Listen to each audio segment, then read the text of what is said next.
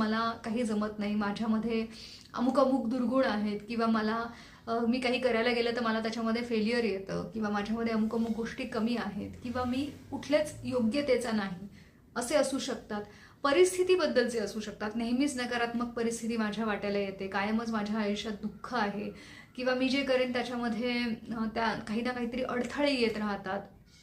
माणसांबद्दलचे असतील की लोक मला फसवतात, लोक माझा विश्वासघात करतात, लोकांना मी आवडतच नाही, लोक मला त्यांच्यामध्ये सामील करून घेत नाहीत, किंवा लोक नेहमी माझ्या कामामध्ये मोडता घालतात, कोणालाच माझे काही पडलेलं नाही आहे. तर माणसांबद्दलचे, परिस्थितीबद्दलचे, स्वतःबद्दलचे, नशिबाबद्दलचे वेगवेगळे विचार, की माझ्या नशिबातच एखादी गोष्ट नाही आहे, नेहमी मला प्रत्येक गोष्टीत अपयश हे ठरलेलंच आहे, किंवा दुःखच आहे माझ्या नशिबात.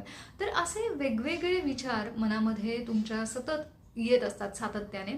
आणि जिथे तिची सुरुवात होते ना, तिथे जर आपण काम नाही केलं तर ते